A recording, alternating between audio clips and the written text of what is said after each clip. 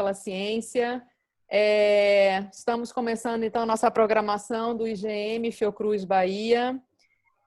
E hoje nós temos, então, dois convidados, que vão ser doutores Ricardo Cury e Dr. Bruno Solano. Dr. Ricardo Cury é professor da UFBA, na Faculdade de Medicina, e pesquisador da Fiocruz Bahia. E Dr. Bruno Solano também é pesquisador da Fiocruz Bahia e pesquisador do Hospital São Rafael, associado ao Instituto DOR.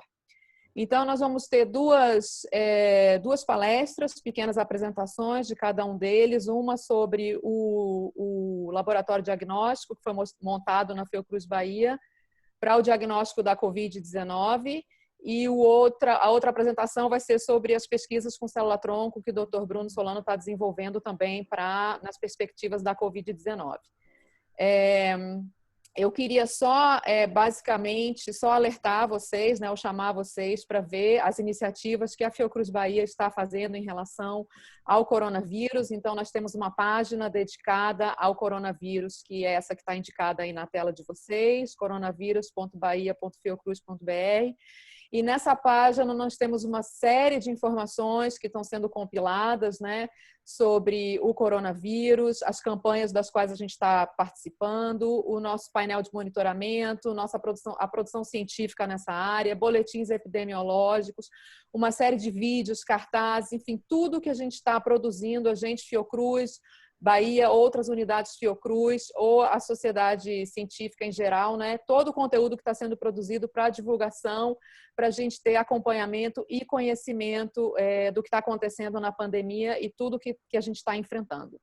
Eu queria chamar a atenção para duas iniciativas especiais que foram montadas. Uma é o Telecoronavírus, que é o telefone 155, montado para o atendimento das pessoas da sociedade civil, né?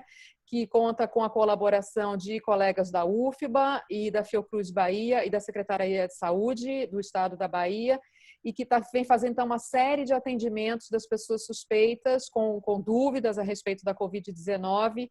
É um serviço gratuito que vem sendo oferecido com muito sucesso. E uma segunda iniciativa que eu também queria chamar a atenção é a respeito do painel de monitoramento, né, da Rede Covida, uma iniciativa também de pesquisadores da Fiocruz Bahia, do SIDAX, com a UFBA também, e nesse painel, então, a gente tem um acompanhamento diário da curva de casos e uma série de outras informações a esse respeito. Então, eu gostaria de chamar a atenção dessas duas iniciativas, além de muitas outras que estão bem detalhadas no nosso site, que eu convido todos a participarem. Depois da nossa palestra, então, nós queria anunciar que a palestra que vai ter agora na SBPC.net, ao vivo no YouTube e no Facebook, com debatedores diversos, incluindo a presidente da Fiocruz, doutora Anísia Trindade. Isso tudo parte, então, desse dia de marcha virtual pela ciência. Esse ano ficamos restritos às nossas telas e nossos computadores por causa das medidas de distanciamento social, mas nunca mas sempre reforçando, né, a necessidade da gente valorizar a ciência, valorizar o conhecimento científico, valorizar e lutar muito pelo financiamento para que a gente possa continuar fazendo pesquisa e descobrindo curas, tratamentos e vacinas, como o que a gente vem mais almejando, né, nesses tempos de pandemia. Então, sem mais falar, eu vou passar a palavra, então, para o Dr. Ricardo Cury para fazer a apresentação dele. Depois a gente vai ter a apresentação do Dr. Bruno Solano e eu peço que vocês mandem as perguntas pelo chat, a gente vai anotando e depois vai ter um tempo para resolver as perguntas. Então, obrigado a todos pela participação e vamos para a nossa live. Obrigado, Camila, pela apresentação.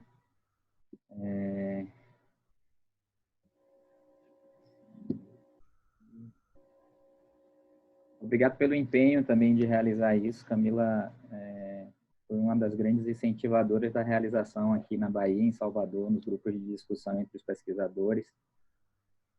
E, enfim, acho que é necessário, por nosso papel, né, de ter que divulgar o que vem acontecendo com a doença, tentar traduzir de uma maneira mais palatável, assim, para o público em geral e para a gente tentar resolver, né, esse grande problema que a gente tem enfrentado. Então, vou falar um pouco sobre o diagnóstico do SARS-CoV-2, que é o causador da doença Covid-19, né? Antes, eu queria apresentar algumas alguns dados que já são atualmente já mostrados sobre o COVID. E o primeiro é de que é um vírus que afeta diretamente as vias aéreas, né? E que acomete também as glândulas salivares. E por causa disso, a maneira de transmissão do vírus, ela afeta diretamente a quantidade de pessoas contaminadas e a maneira também como se vai controlar isso. Então, a transmissão ela se dá por aerosol ou gotículas, e gotículas no momento da fala, do espirro e da tosse, e essas gotículas cheias de vírus, elas são transmitidas pelo ar através de correntes de ar. Esse aqui foi um trabalho que saiu da China, que mostra diretamente, a partir de um caso assintomático, que estava posicionado diretamente dentro de uma corrente de ar, ele foi capaz de transmitir para mais 4 pessoas que estavam na mesma mesa, 3 pessoas que estavam numa mesa mais distante ao lado esquerdo e outra mesa que estava ao lado direito. Então, por ter essas características, somado a que existe uma janela de pelo menos 5 dias, onde os sintomas ainda não estão presentes e essas pessoas não sabem que estão infectadas, e, consequentemente, elas transitam pelos ambientes, e aí aumentando o número de pessoas contaminadas, e pela ausência de vacinas e terapias para isso, as únicas medidas que a gente tem disponíveis até o momento é de higienização, né, com o uso de álcool gel. Aqui a gente tem uma tela de Michelangelo, né, o uso de máscaras para diminuir a circulação dessas gotículas, desses aerosóis, e o distanciamento social. E esse distanciamento social, ele é extremamente importante que se consiga isolar principalmente as pessoas infectadas, assintomáticas, e os contactantes dessa pessoa que por ter aquela janela de 5 dias ainda sem apresentar sintomas, pode estar circulando e transmitindo. Essas medidas de isolamento, elas são potencializadas pelo diagnóstico em massa. Então, aqui a gente vê um gráfico de um artigo que saiu na Nature, que mostra claramente que após a implementação de medidas de isolamento, se vocês veem aqui a curva amarela, que é a curva da China, após um determinado período, o número de casos passa a reduzir. E isso se vê, por exemplo, mais tardiamente na Itália, mas foi quando começou a se implementar as medidas de isolamento, enfim. E a Coreia do Sul aqui, que tem uma curva ainda mais inicial, assim, bem precoce. Esse acompanhamento do número de casos, ele se dá justamente por essa detecção, por esse diagnóstico, principalmente do material genético viral. Então, quando a gente vai discutir sobre métodos de diagnóstico para a detecção de infecção viral, a gente vai ter os métodos diretos e os métodos indiretos. Dentro dos métodos diretos, o que pode ser feito é o isolamento do vírus em células ou animais susceptíveis a esse vírus. A detecção do genoma, que é a transcriptase reversa e a reação em cadeia da polimerase, que é o RT-PCR, normalmente é o quantitativo, né, devido ao avanço da tecnologia, e pode ter a detecção do antígeno também. E os métodos indiretos são os que avaliam a resposta imune do hospedeiro infectado, né, no caso dos pacientes infectados. Então, eles têm uma resposta inicial com produção de imunoglobulina M, que ela é transitória e dura em torno de 1 mês a 3 meses dessa produção, ou pode-se detectar o IgG, que seriam os anticorpos de memória, e que estariam futuramente associados à proteção dessa pessoa a uma segunda infecção. O que a gente sabe em termos de material biológico que tem a presença do vírus? Então, o vírus ele já foi detectado em lavado bronquialveolar, em biópsia de tecido através de fibrobroncoscopia, de escarro, de suaves nasais, de suaves da faringe, fezes, sangue, e na urina não foi detectado. É importante ressaltar aqui que no sangue, a detecção é muito baixa, em torno de 1% dos casos, e na urina não foi detectado. Entre as espécies biológicas com maior detecção os lavados broncoalveolar, com cerca de 93% de detecção, o escarro e, no caso dos suaves nasais, que é o de faringe, que são os de primeira escolha para o diagnóstico dos pacientes em unidades de saúde.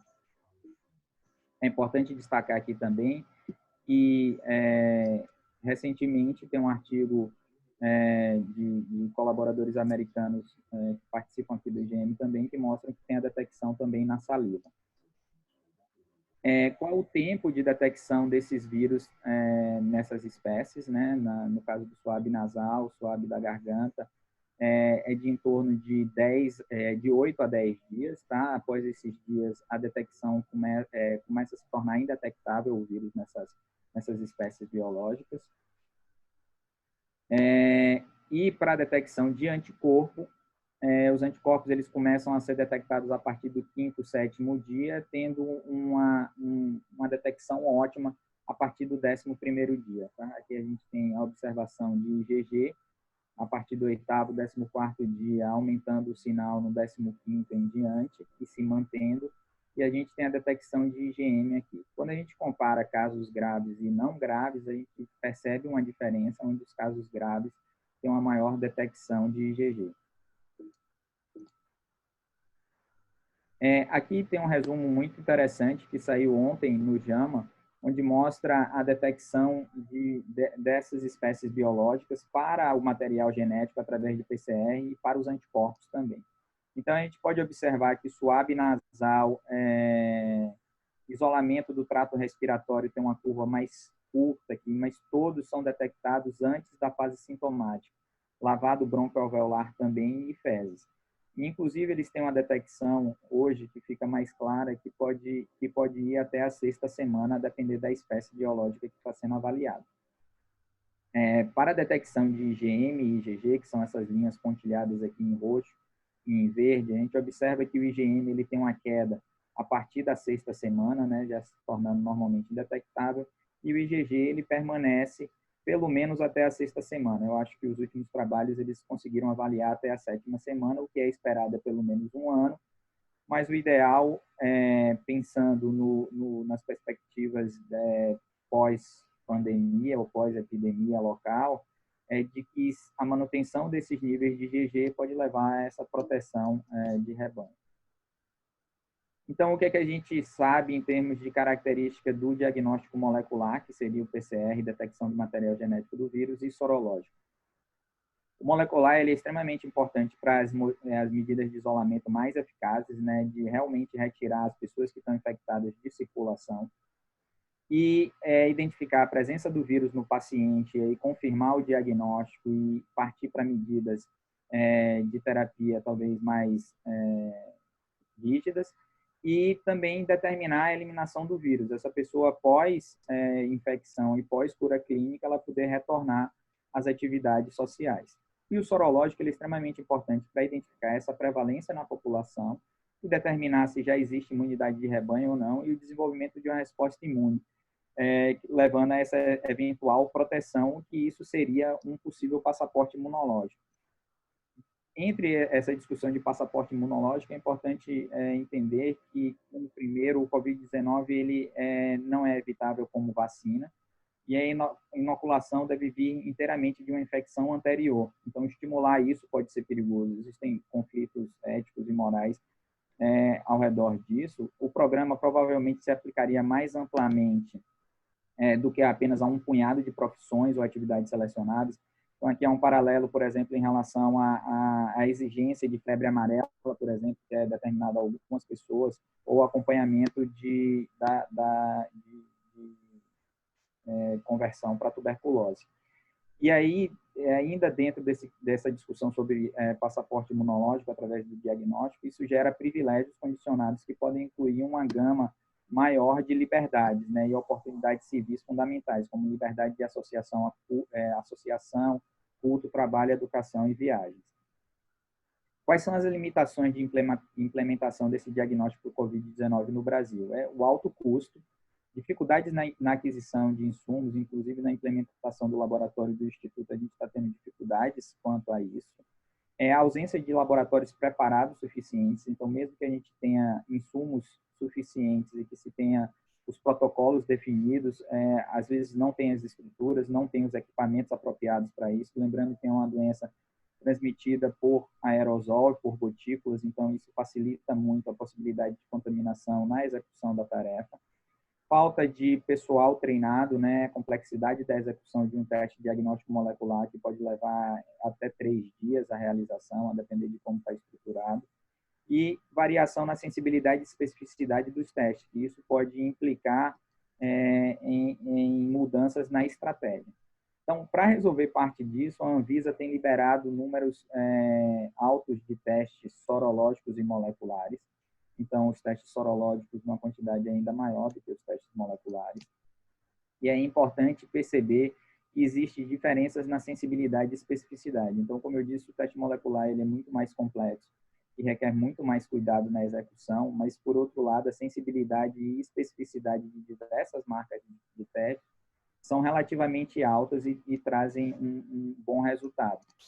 Lembrando que a janela de detecção dela vai ser restrita aos 10 primeiros dias.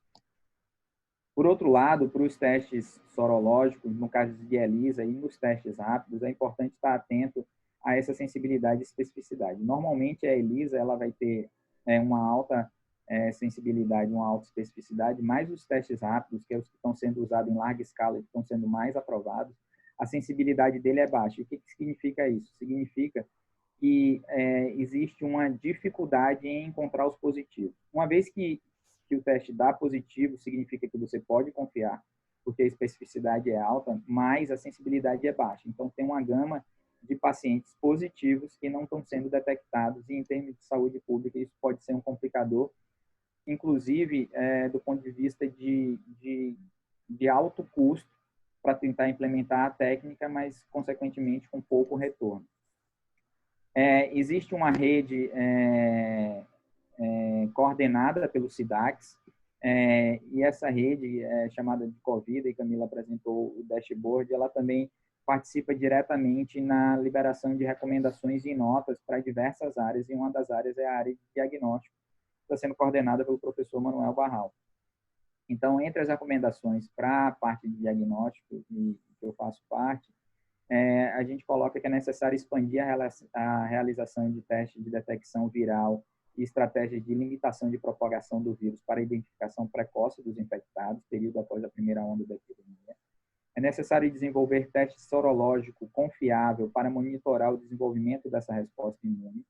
A ampliação de testagem deve considerar a necessidade de enfrentamento das desigualdades do acesso ao diagnóstico, e a gente tem visto isso, que a maior parcela da população testada é a de classe alta.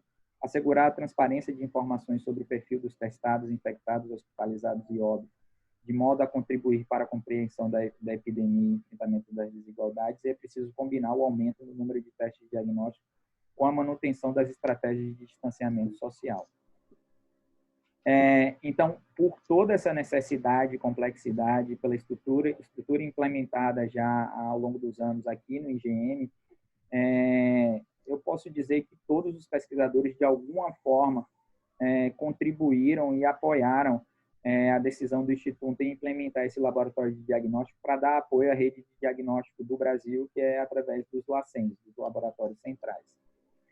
Então, de início, foram formados 4 grupos de trabalho, um voltado para a biossegurança, para as decisões dos processos envolvendo o recebimento e o processamento das amostras no laboratório NB2 e no NB3, aqui da Fiocruz. Um grupo voltado para as discussões de biologia molecular, responsável pelas atividades de extração, de mix de reagentes, que tem que garantir a não contaminação dessas amostras e, consequentemente, ter resultados falsos positivos, por exemplo, da pipetagem do material genético da amostra e da realização do RT-qPCR nos equipamentos. Do laudo, que é responsável pela análise e liberação desses resultados. Após ter os resultados, é necessário uma interpretação dos valores obtidos e a definição entre detectável, não detectável ou inconclusivo. E um centro de processamento de dados, que é responsável pela gestão e administração dos dados, principalmente da rastreabilidade dessas amostras. Foram formadas 7 equipes também. Essas equipes são compostas por 33 pós-graduandos, pesquisadores, pós-docs envolvidos em diversas etapas do processo, né, na parte de biologia molecular, laudo, acesso aos termocicladores, ao CPD, né, a gestão dos dados, e diversos pesquisadores do Instituto que estão responsáveis por coordenar e apoiar as ações.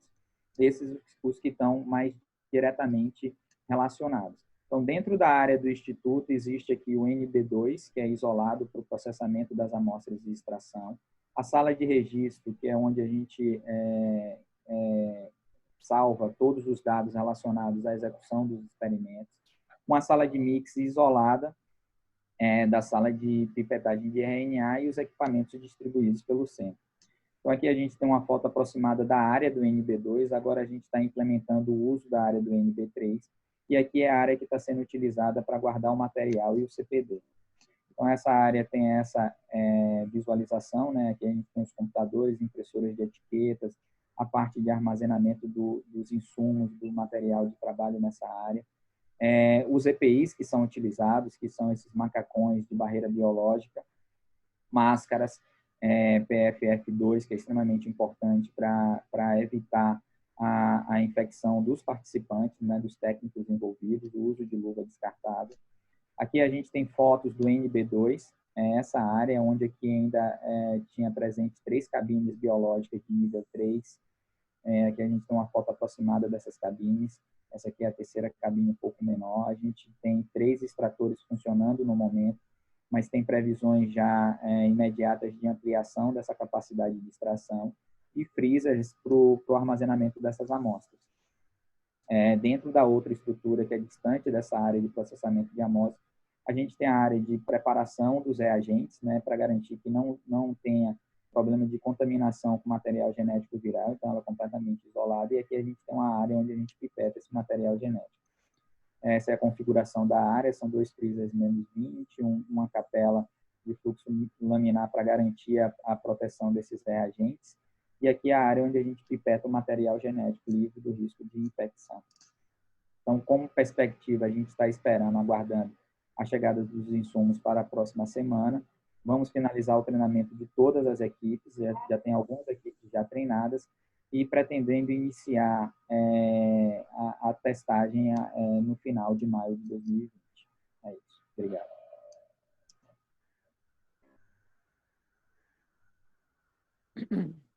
Obrigada, Ricardo, pela sua apresentação.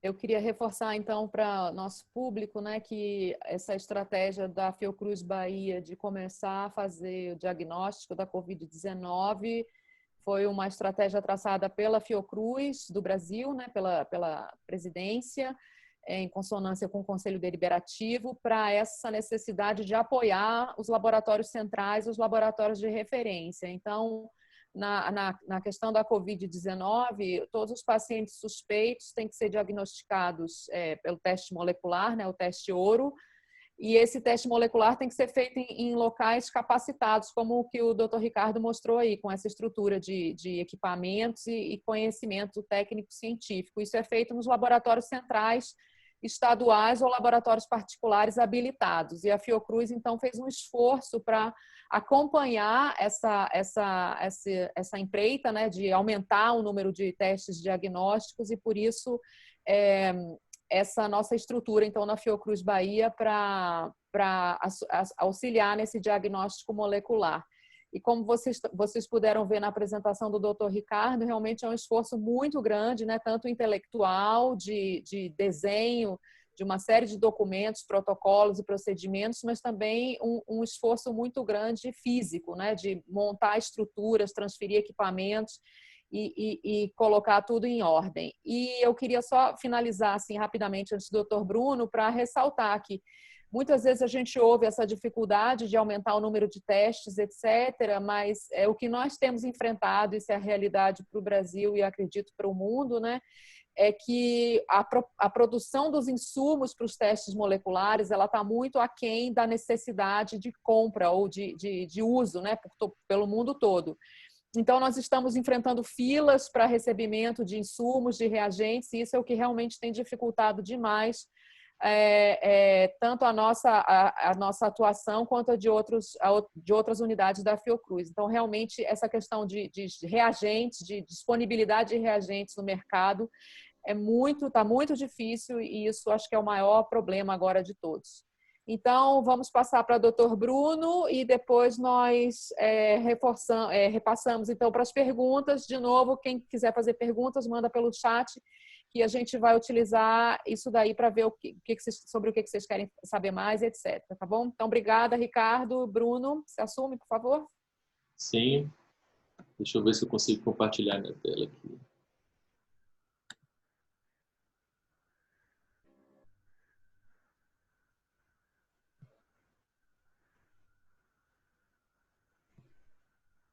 Eu tenho alguma dificuldade aqui, Camila. O anfitrião desativou o compartilhamento de tela do participante. Anfitrião, por favor, ative o compartilhamento aqui. Pronto. E agora foi.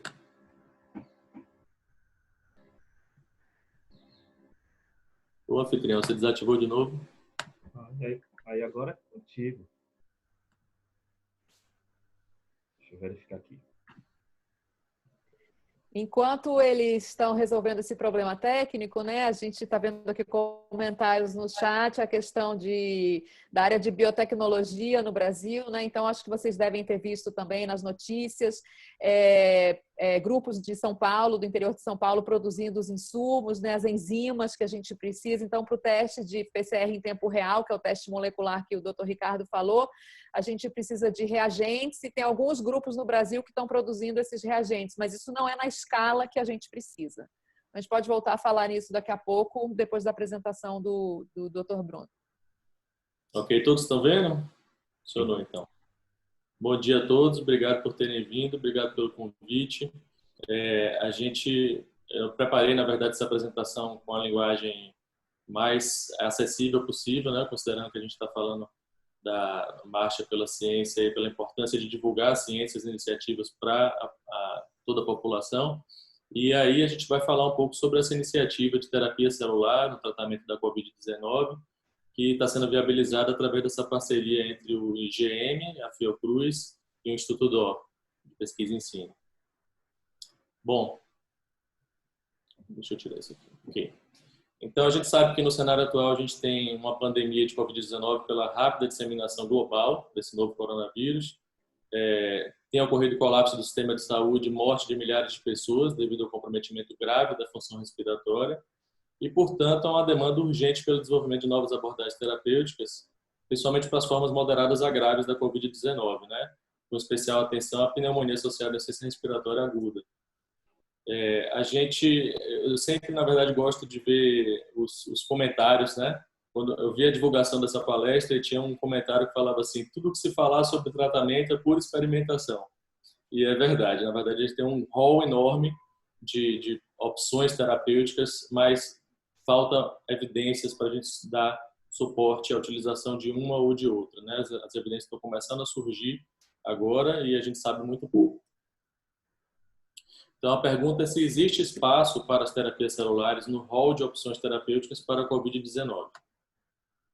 E daí, então, a gente tem que levar em consideração a evolução da doença, os estágios, né, da infecção pelo SARS-CoV-2, que nessa figura fica bem claro esses 3 estágios diferentes. Então, você tem uma infecção inicial, que seria esse estágio 1, em que você tem um predomínio de uma resposta viral, né? Os sintomas clínicos seriam constitucionais, leves, febre, tosse, né? Pode-se observar linfopenia. Com a evolução da doença, essa resposta viral ela vai reduzindo e vai aumentando a resposta inflamatória do hospedeiro. Então, você tem uma fase 2 com comprometimento pulmonar, que você tem, na verdade, já um quadro de dispneia, hipóxia, né? Redução dessa relação PA2 e FiO2. E aí você já encontra, então, alterações radiológicas, e isso pode progredir, então, para o estágio 3 de hiperinflamação, em que você já tem um quadro de síndrome de desconforto respiratório agudo, né, insuficiência respiratória, choque, e aí começa a ter comprometimento de outros sistemas, falência cardíaca, e pode-se detectar também marcadores inflamatórios elevados, né, como LDH, IL-6, D-dímero, ferritina e por aí vai. E esse chart também mostra ali embaixo as potenciais terapias, né, que estão sendo consideradas e avaliadas em cada caso. Então a gente vê que ali é o Remdesivir, né, cloroquina, hidroxicloroquina e transfusão de plasma convalescente, que seriam estratégias aí que poderiam ser eficazes durante toda a infecção, porque são estratégias que potencialmente poderiam atuar diretamente sobre o vírus. E você tem, então, outras estratégias como o uso de corticosteroides, inibidores de IL-6, seriam indicados numa fase onde há um predomínio da resposta inflamatória, porque esses pacientes com quadro grave de COVID desenvolvem uma síndrome de liberação de citocinas conhecida como cytokine storm e o dano imunomediado. Então, a gente acredita que a terapia celular ela poderia ter um papel nesse estágio 3, nessa fase de hiperinflamação. O primeiro relato que surgiu sobre a utilização de células para modular essa etapa inflamatória na COVID é esse estudo, e até o momento ele é o único publicado, né? Um estudo assim, piloto, realizado por pesquisadores, uma associação de pesquisadores italianos, americanos, chineses. O estudo foi realizado na China, e que são relatados esses 7 casos que foram tratados com as células mesenquimais e 3 controles. Né? São pacientes aí que têm um quadro de severidade variável, né? Seja um quadro intermediário, como severo e criticamente severo, e esses 7 casos que receberam a terapia celular, então eles apresentaram uma melhora progressiva, e ali embaixo vocês conseguem ver a data de recuperação. Todos se recuperaram no grupo terapia celular, enquanto que nesse grupo controle houve uma morte, uma evolução para síndrome de desconforto respiratório agudo e outro paciente que se manteve estável, mas não melhorou no período do estudo. Então são dados bem preliminares, né? Mas que chamaram a atenção para uma potencial utilização dessa célula no tratamento desses quadros graves. E hoje, quando você faz uma busca na plataforma clinicaltrials.gov, você vai encontrar pelo menos 22 estudos clínicos em andamento com terapia celular para o tratamento da COVID-19. E aí eu fiz um levantamento, né, desses 22, a maioria está utilizando células mesenquimais, como vocês podem ver. Em segundo lugar, células NK, células T de pacientes que se recuperaram, e aqui o transplante de células hematopoéticas também. E então a gente teria, na verdade, uma abordagem aqui com as células mesenquimais para combater o processo inflamatório, e outras células como células NK e células T, que seria para aumentar a resposta antiviral.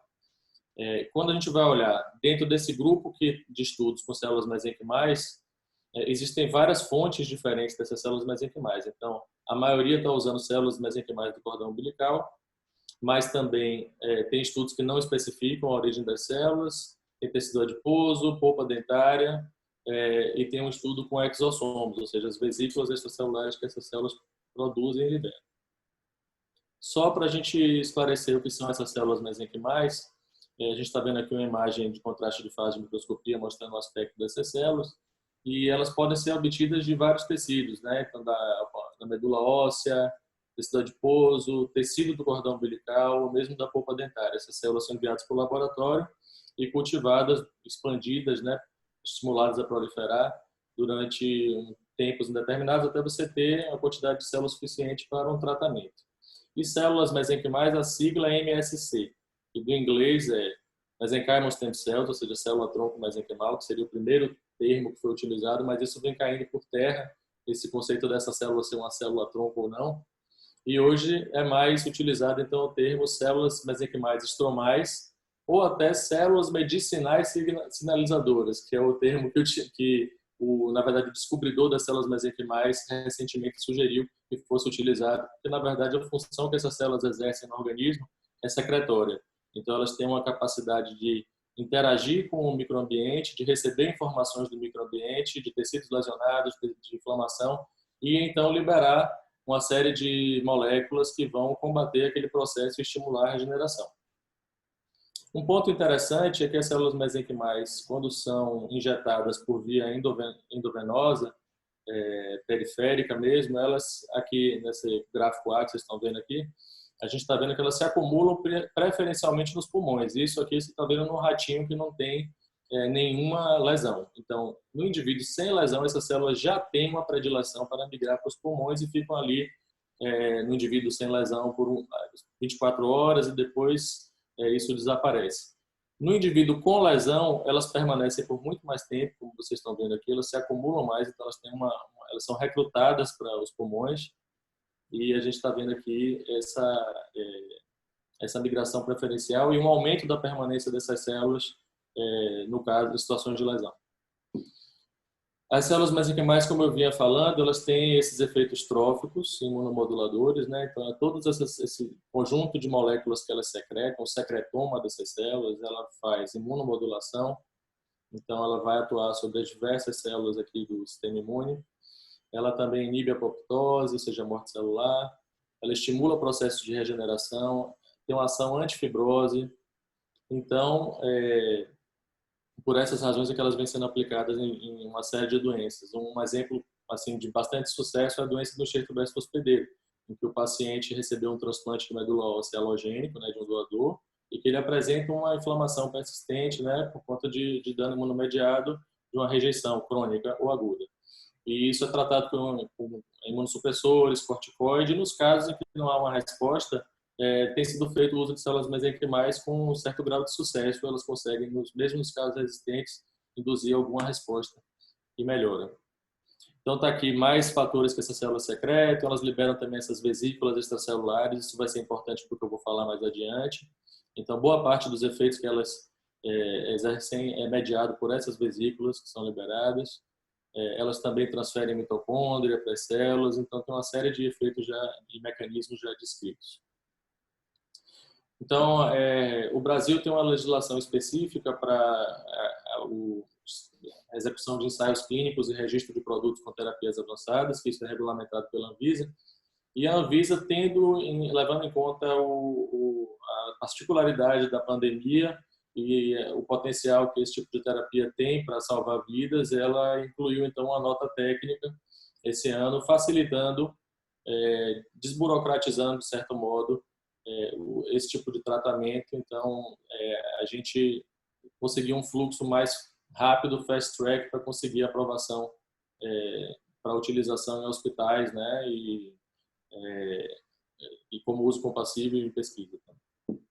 Então, o que nós estamos fazendo? Então, é muito importante que não seja feito apenas de uma forma de uso compassível e relatos de casos. É importante que a gente faça um ensaio clínico que possa contribuir para demonstrar se essa terapia ela é segura e se ela pode ter alguma eficácia mesmo no tratamento da Covid-19. Então, a gente está com 2 ensaios clínicos, um com utilização de células mesenquimais de um doador, né? E o desenho é um desenho randomizado duplo cego, ou seja, então, essa população de pacientes que são pacientes graves, internados na UTI, né, entubados, eles vão ser randomizados no grupo tratamento ou controle, e todos vão receber, né, o produto investigacional, que nem a equipe sabe o que é, e pode ser célula ou pode ser o placebo, né, e a gente vai avaliar depois comparativamente os 2 grupos.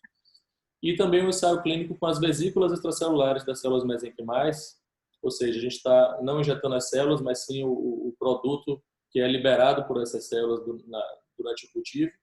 E esse estudo é liderado pela doutora Patrícia Rocco, na UFRJ, que fez a parceria conosco para a produção dessas vesículas e também para a inclusão desses pacientes.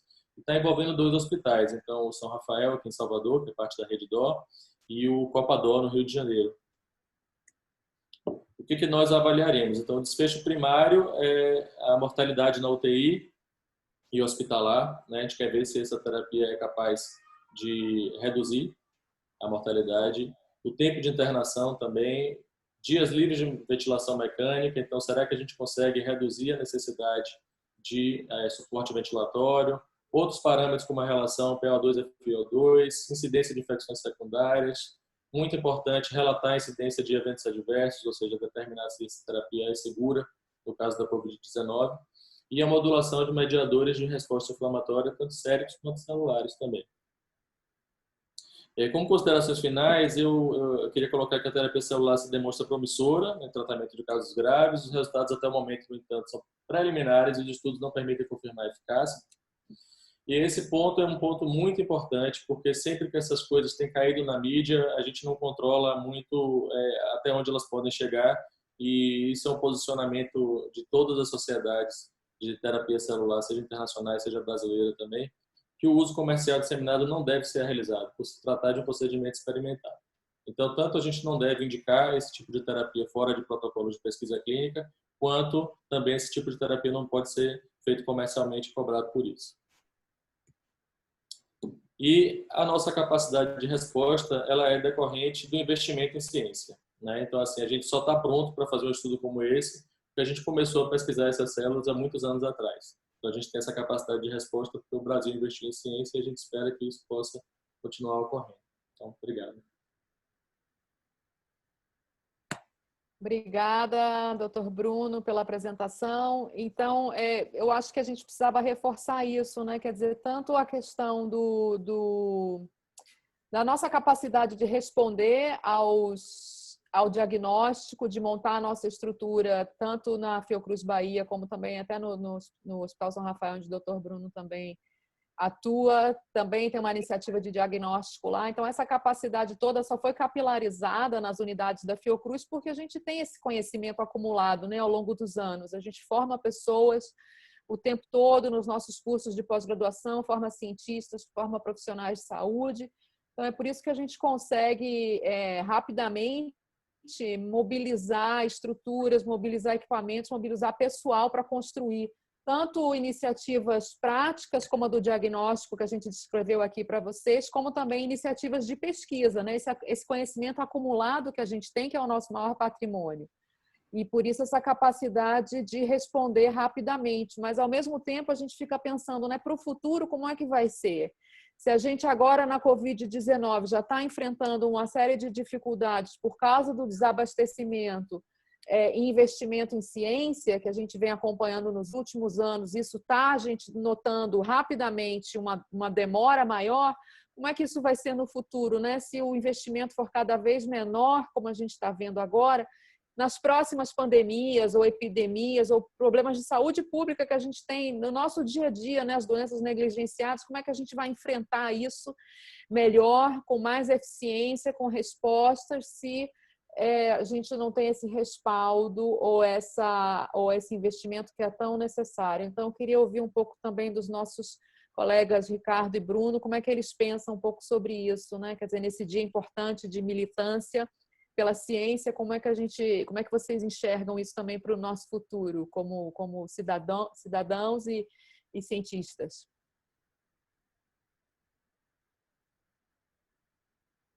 Eu acho que é como você falou, né, Camila? A gente precisa desse apoio para a gente montar políticas estruturais, né? Acho que a gente não consegue dar uma resposta se a gente não tiver a base montada e preparada para responder. Vamos sair com uma bagagem grande dessa pandemia, de uma série de conhecimentos gerados sobre isso, que podem ser utilizados para outras doenças, e a gente vai precisar de combustível para propagar isso, para manter isso e para poder avançar mais. E aí, sem acho que o apoio em todos os sentidos, né? O apoio de reconhecimento dos políticos, do reconhecimento da sociedade, de enxergar qual é o papel que a gente tem, do apoio financeiro também para que a gente consiga montar essas infraestruturas e apoio também para a gente poder formar mais gente, né? Acho que sem isso a gente não consegue transmitir e formar essa base para poder responder com mais eficiência no futuro. Com certeza. Eu acho, na verdade, que o Brasil ele vinha caminhando numa direção de obscurantismo, né? A gente vinha notando assim um certo apoio de desvalorizar a universidade, desvalorizar a pesquisa, de desvalorizar o que vem da ciência. E eu acho que talvez na vigência dessa pandemia a gente talvez tenha conseguido um apoio maior da sociedade, um amadurecimento no sentido de que é fundamental a gente ter o SUS funcionando, né, que vinha sendo tão combatido, que a gente precisa ter investimento contínuo em pesquisa, e realmente eu espero que isso seja uma prioridade de qualquer governo que venha se manter aqui no Brasil. A gente está vendo tanta instabilidade política, né, e uma crise econômica que vem pela frente. A gente sabe que sempre a ciência ela sofre, né, em primeiro lugar, mas a gente espera que a gente saia dessa e com talvez um apoio maior da sociedade do que a gente tinha antes. Eu concordo também. Eu acho que, na verdade, é interessante a gente ouvir agora, né? As pessoas falam termos que a gente só ouvia entre a gente, né? Achatamento da curva, epidemiologia, teste diagnóstico, RT-PCR. Então, as pessoas estão falando isso todo dia, o dia todo. Aqui na minha casa mesmo eu tenho conversas assim, a gente fica explicando como é que são as coisas, os conceitos, o que é um vírus, o que não é. Então, eu acho que talvez um grande legado seja realmente essa discussão da ciência na nossa vida do dia a dia agora, né? Da importância disso tudo, e sempre a gente, como sendo cientistas Fiocruz, a nossa missão que é trabalhar e promover tecnologia, desenvolvimento de tecnologias e produtos para aplicação no SUS, né? No nosso Serviço Único de Saúde, Sistema Único de Saúde, desculpe. Mas eu queria, então, a gente já está se aproximando do final, nós não tivemos perguntas assim específicas sobre as apresentações, recebemos muitos elogios, agradecemos, então, agradeço os elogios e agradeço os estímulos, e eu acho que eu queria fechar isso com essa nossa primeira apresentação pela marcha, com dois pontos que eu acho que são importantes a gente fortalecer, né? Um que, para todo mundo que assistiu, a questão da parceria, né? Tudo que vocês viram aqui hoje na apresentação do Ricardo e do Bruno é fruto de parceria, né? Parceria entre pesquisadores, entre estudantes, entre colaboradores. A ciência só é feita com base em investimento, primordialmente, mas também com base em parceria, né? Quer dizer, a gente precisa estar junto para poder resolver problemas conjuntos. Então, o conhecimento de um a gente une com o conhecimento de outro, e com isso a gente traz novas propostas, como que o Bruno, por exemplo, falou, né, na questão das vesículas extracelulares. E a outra coisa também que eu queria deixar para esse dia importante de hoje é que, embora a gente fique um pouco assim preocupado com o futuro, eu acho que os alunos não têm que se deixar desmotivar. Por isso, realmente, a situação está um pouco difícil, mas vocês veem que são os alunos que motivam demais os profissionais, os cientistas formados. Então, é a nossa base produtora de conhecimento, é a pós-graduação.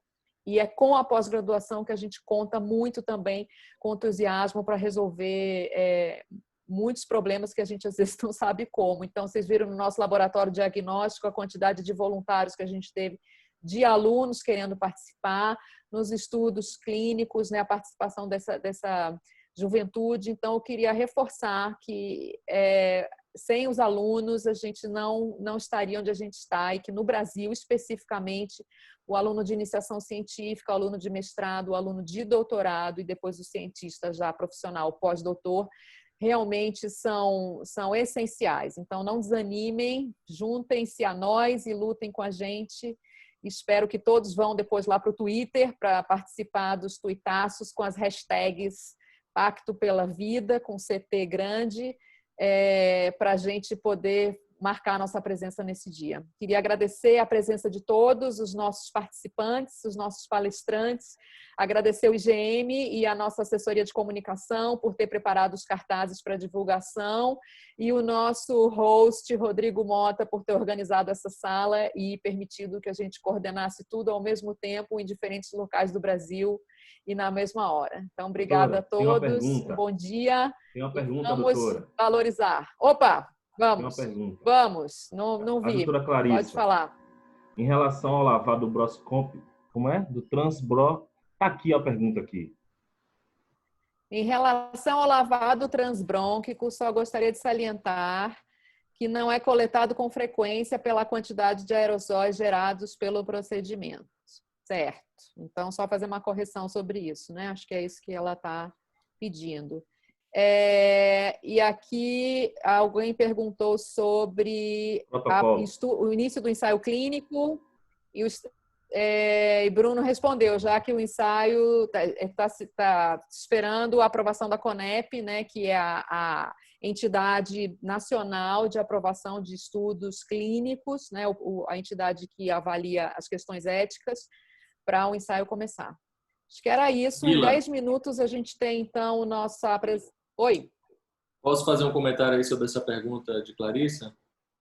A gente Claro, tenho claro. visto aqui isso no hospital direto. Então, a gente tem, por via de regra, é feito a PCR através de swab nasofaríngeo e, em alguns casos, o paciente tem o quadro clínico e tem o exame também, a tomografia típica, então tem uma dissociação clínico-radiológica laboratorial. Então, o exame do swab nasofaríngeo vem negativo, é repetido, vem negativo, e nesses casos aumenta muito a sensibilidade quando você faz do trato inferior, não é isso, Ricardo? Só que a gente não tem conseguido essa amostra porque é tanta exposição de aerossol que a própria equipe não quer fazer.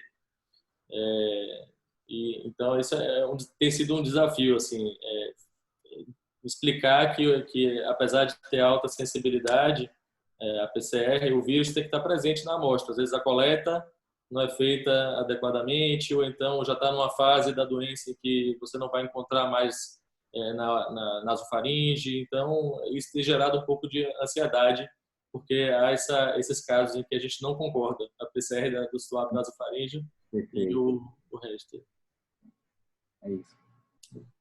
São muitas variáveis, né? Quer dizer, é a começo do Thomas, é a hora da coleta, é a qualidade da coleta, é a chegada no laboratório. Talvez a parte mais resolvida é o laboratório, né? Quer dizer, a técnica funciona no laboratório, mas entre o material que você coleta e essa chegada no laboratório é um momento que eu acho que talvez a pessoa que não está vivendo isso não tenha esse conhecimento ou esse entendimento, digamos assim, né?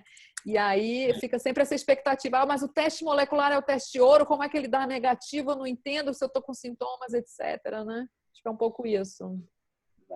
Se a gente coloca na nota técnica de em caso negativo e forte suspeita clínica epidemiológica, repita com 24 ou 48, ou então mande outra amostra, né?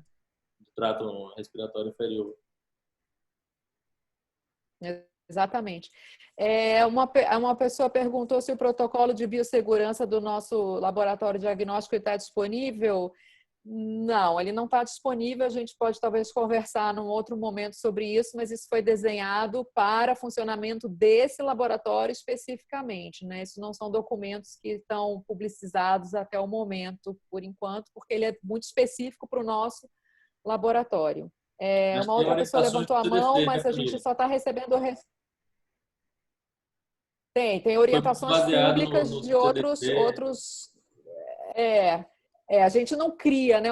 A gente no sentido, a gente não cria do zero, né? Os laboratórios, os protocolos, desculpa, a gente lê as instruções gerais de laboratórios de referência e faz adaptações para o nosso ambiente, né? Nosso espaço físico, digamos assim, né? A gente só está recebendo perguntas pelo chat, a gente não está ouvindo microfones por causa da estrutura da reunião que a gente montou, então quem tiver dúvidas pode mandar pelo chat, a gente tem mais 2 minutos para responder, para a gente poder participar então da reunião nacional da SBPC, que vai contar com a presença da nossa presidente, Nízia Trindade, e vai discutir então o panorama da Covid-19 no Brasil com várias entidades. Enquanto esse tempo está correndo, eu queria agradecer de novo Ricardo e Bruno pela presença. Foi um desafio grande, né? A gente participar disso assim pela primeira vez ao vivo, mas eu acho que a gente se saiu bem. Acho que fica uma lição também, modéstia à parte, a gente se saiu bem. Eu acho que fica uma lição também para a gente fazer mais divulgação nesse formato, e eu acho que pensando também na questão do distanciamento social e quanto isso vai perdurar, talvez a gente tenha que adotar mesmo esse tipo de mídia para continuar falando sobre ciência, para continuar divulgando o que a gente faz, informando a sociedade, né? Porque, afinal, são os impostos que pagam o investimento em ciência no Brasil, e acho que a gente tem que considerar realmente esse tipo de intervenção para continuar estando presente na vida das pessoas, né? Então, acho que a última pergunta com relação Sim, eu acho também que é preciso se aproximar da sociedade, estudar coisas importantes para a mesma, com certeza. A gente tem que estudar os problemas da nossa região, os problemas globais, mas sempre pensando na nossa região também. Com relação aos testes rápidos, qual a opinião de vocês? É viável? Pois é, tem aquela questão da sensibilidade, tem que estar atento a isso. Eu acho que ele tem um papel, vai funcionar para uma determinada parcela da população, mas a questão que está sendo discutida é ampliar esse teste de uma maneira que atenda assim a população toda, né? E aí isso tem um custo que é bastante alto para uma resposta pequena para o que está sendo aplicado. Mas eu acho que para alguns casos ajuda a resolver bastante coisa. Eu também acho. Eu acho que a gente precisa ter os testes bons, funcionando. Acho que a gente tem que ter estratégias de quando aplicar, em quem aplicar esses testes. Acho que precisa estar muito bem elaborado isso. E com certeza a gente tem ferramentas que podem auxiliar na tomada de decisões pelos governantes, né? Eu também, então vou encerrar. Diga. Não, só sobre os testes rápidos, eu acho que a minha maior dúvida em relação a eles é qual utilizar, porque tem tantos no mercado de empresas diferentes e a gente não sabe qual é realmente a sensibilidade e especificidade de cada um. Eles foram validados com muito pouco paciente, né? Eles agora que estão sendo avaliados a performance já comercializados. Então, acho que em alguns é interessante você ter talvez a sorologia, como o Ricardo colocou. Em casos que tem forte suspeição clínica, a PCR apareceu negativa, talvez possa ajudar a depender da fase da doença, né? Um EGM. Então, tem todas essas dúvidas em relação a esses testes e principalmente qual deles utilizar. Essa é a principal que eu tenho. A gente não tem um painel eu acho que estabelecido, né? Eu acho que aquele gráfico que o Ricardo mostrou das curvas de detecção, né, de PCR com sintomas embaixo na PCR e sorologia, acho que aquele é o gráfico talvez que tenha que estar em todos os perfis agora, né, primeiro era o do achatamento da curva, agora devia ser esse para todo mundo começar a compreender a diferença entre teste molecular, teste sorológico, teste rápido, teste menos rápido. Eu acho que sim, acho que vai ser um desafio. Nós temos o INCQS, dentro da Fiocruz, é um instituto que faz validação de testes, ele tem trabalhado com essa validação, e a Fiocruz, então, agora também já está produzindo um teste rápido, um DTT de 15 minutos, né? E que vai ser disponibilizado também. Então, só para lembrar que a nossa instituição está trabalhando também na produção desses testes para poder atender essa demanda. De novo, então, ressaltar que hoje é um dia de marcha pela ciência, vamos falar de ciência hoje, mas não só hoje e todo dia a partir de hoje, porque é ela que pode dar as respostas que a gente precisa, seja vacina, seja tratamento, seja novas formas de pensar o mundo. Então, vamos valorizar a ciência e falar disso todo dia, não só quando a gente está trancado em casa por causa do SARS-CoV-2, mas o tempo todo. Então, bom dia para todos e todas e